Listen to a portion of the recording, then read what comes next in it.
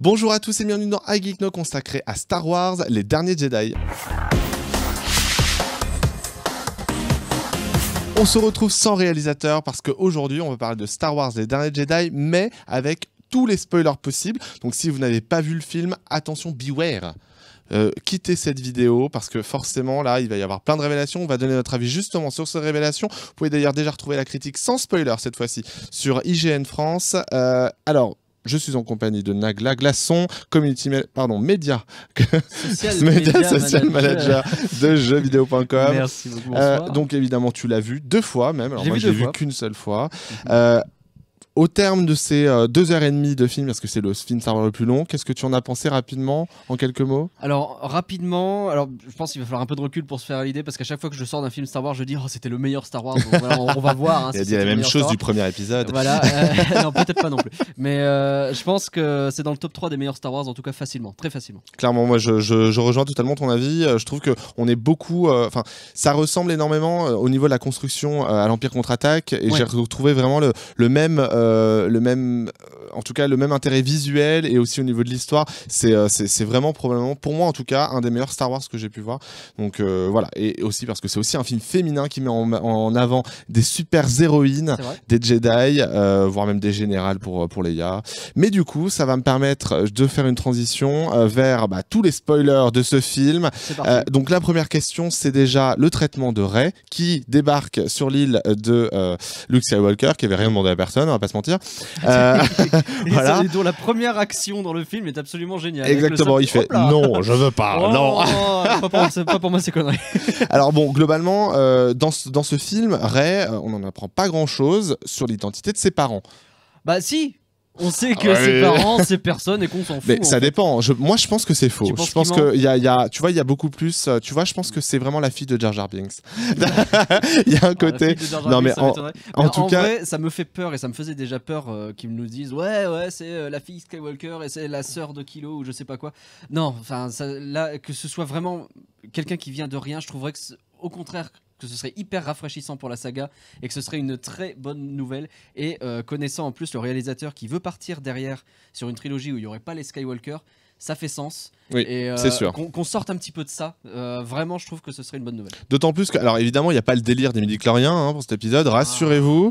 Mais moi ce que j'ai aussi retenu, c'est le fait que finalement en fait c'est raccord avec ce que dit Skywalker. C'est que en fait un Jedi ne doit pas se sentir surpuissant parce que c'est un Jedi. Et du coup le fait éventuellement, parce que ça se confirmera peut-être dans le 9e épisode, si Rey et ses parents c'est personne, justement ça prouve que il suffit juste d'avoir une incohérence avec la Force un peu plus forte que d'habitude pour s'élever un peu plus et devenir un simili chevalier Jedi, parce qu'elle n'est pas véritablement encore à la fin de l'épisode 8.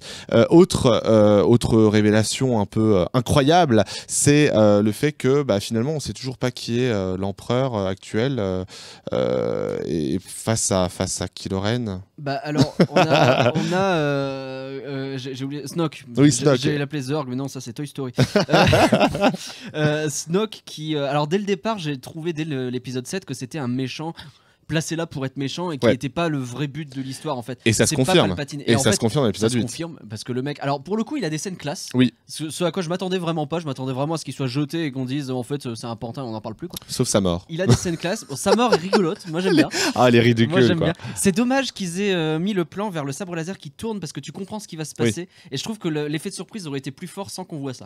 Mais au-delà de ça, ça confirme donc que Snoke il est pas important. Alors est-ce qu'il y aura un surméchant qui va quand même apparaître? Est-ce que le but c'est de montrer toujours cette confrontation entre Kylo Ren et Hux? Est-ce qu'il va y avoir autre chose? Je ne sais pas. Le traitement de Kylo Ren est d'ailleurs hyper intéressant parce que c'est vrai que dans le 7e épisode il avait beaucoup déçu parce que tout le monde y voyait, et d'ailleurs les bandes annonces le vendaient comme ça, comme étant le gros méchant de la saga, sauf que là non, au contraire ça reste totalement dans la lignée du 7e épisode avec un personnage qui est très torturé, qui n'a vraiment pas fini finalement sa formation vers le côté obscur, et c'est vrai que c'est un des gros avantages de ce 8e épisode. Ça permet justement de faire taire les critiques sur l'épisode 7 qui disaient que Kylo Ren c'était un mauvais méchant. Mais oui, c'est un mauvais méchant, c'est un méchant qui apprend à méchanter. C'est ça, dit pas. Exactement. Mais oui, mais d'ailleurs son épée, elle a un cristal qui est cassé, qui est brisé, c'est pour ça que l'épée fait ce bruit là, et ça montre, en fait, c'est totalement l'image du personnage finalement. Il sait pas faire. Et alors, du coup, les premières minutes du film où le mec il se fait taunt par son chef qui lui dit mais arrête avec ton casque, t'es ridicule. Et tout le monde lui disait, enfin, tout le monde disait dans l'épisode, devant l'épisode 7, mais avec son casque il est ridicule. Mais oui, c'est ça, c'est un émo.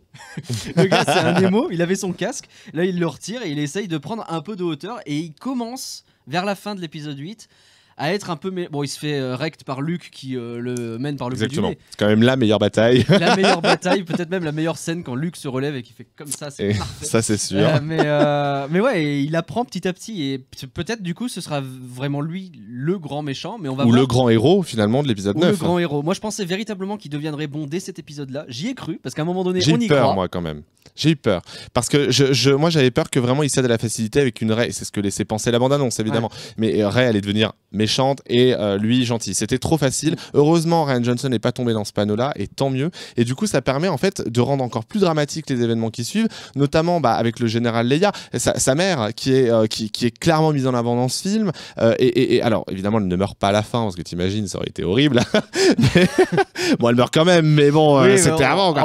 On se doute bien que de toute façon le personnage va pas forcément aller très loin. Effectivement. Et alors, j'ai presque envie de dire, ils sont passés à côté d'une occasion puisque là le scénario il était fait, elle est au centre du truc et c'est tant mieux d'une certaine façon parce que c'est un personnage magistral dans ce film, je trouve. Ça c'est clair. La scène où elle revient dans le vaisseau alors que justement on pense qu'elle va mourir, mais en fait, elle revient avec la force. C'est un peu bizarre. Oui, c'est un peu.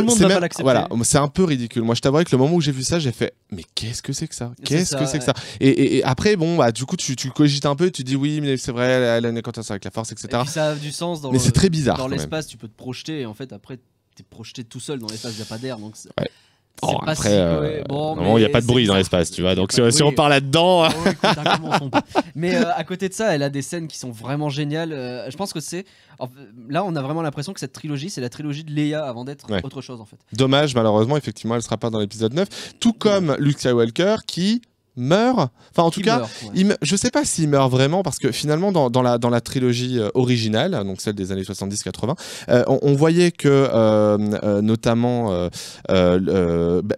Kenobi, Obi-Wan Kenobi mourait de la même façon que Luke Skywalker, donc s'évaporait en quelque sorte, et par rapport à Qui-Gon qui lui meurt clairement parce que il se fait prendre une épée laser dans le bide. Là il disparaissait et donc ils n'étaient pas totalement morts parce qu'on voyait Obi-Wan Kenobi notamment dans l'Empire contre-attaque où il donnait des conseils à Luke et même dans l'épisode final, l'épisode 6. Là je pense que du coup on va revoir Mark Hamill. Je suis assez persuadé de ça. C'est une certitude.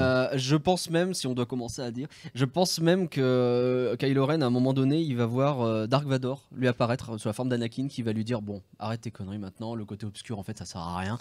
Et je pense qu'il risque d'y avoir peut-être. Alors c'était cool de revoir Yoda. Moi j'étais très content parce qu'on a revu le Yoda troll de l'Empire. On a revu le Yoda animatronique et ça c'est quand même vraiment la meilleure chose qui puisse arriver au film. Bonne idée, moi j'avais peur d'avoir le CGI qui était horrible en fait. Il a une tronche un peu bizarre, mais tu regardes et tu fais ah non mais en fait c'est Yoda. Mais oui, c'est le vrai Yoda. Des pieds. Mais oui, et puis il a le même côté malaisant quand il tape sur les gens avec sa canne. C'est excellent. C'est le très bon Yoda. Tu sens que Pépère en vieillissant il est devenu un peu.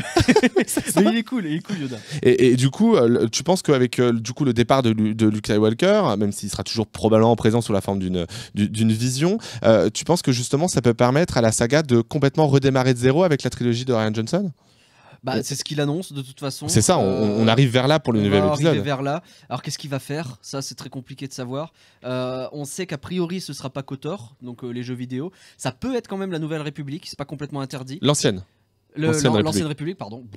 Ce serait bien. Ça peut aussi être la nouvelle, ça peut être entre les deux, ça peut être plein de choses, mais ce sera pas les Skywalker et a priori ce sera dans des nouveaux espaces. Avec de tout nouveaux personnages, donc sans Rey, sans Finn, etc. Ouais. Finn qui a d'ailleurs un traitement assez minimaliste dans ce film, et tant mieux, je trouve, parce que finalement c'était le film de Rey. C'est pas les meilleurs passages, le passage dans le casino et le passage sur les bestiaux là.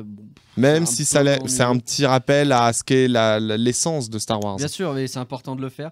Mais du coup, ça met Finn un peu en retrait avec le personnage de Rose qui arrive un peu en plein milieu. Tu te demandes un peu pourquoi. Justement, moi je m'attendais à une espèce de bromance avec Poe Dameron. Là, Rian Johnson, t'as Rose qui arrive, qui est pas très utile et qui en plus l'embrasse en mode normal, quoi. Enfin, c'est très bizarre. Tu voulais ta bromance. Exactement, je voulais ma bromance. Bon, dans tous les cas, on a hâte de voir l'épisode 9 avec tout ce qui a été dit justement sur l'épisode 8. Le film nous apporte tellement de choses d'un coup.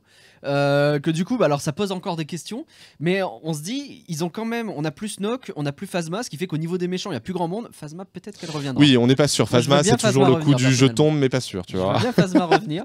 Ils ont réussi à faire revenir Dark Maul coupé en deux, donc je veux Oui. dire Phasma, c'est faisable. Pourquoi pas. Donc il n'y a plus beaucoup de méchants, donc il va falloir voir qu'est-ce qui va être les méchants, les nouveaux.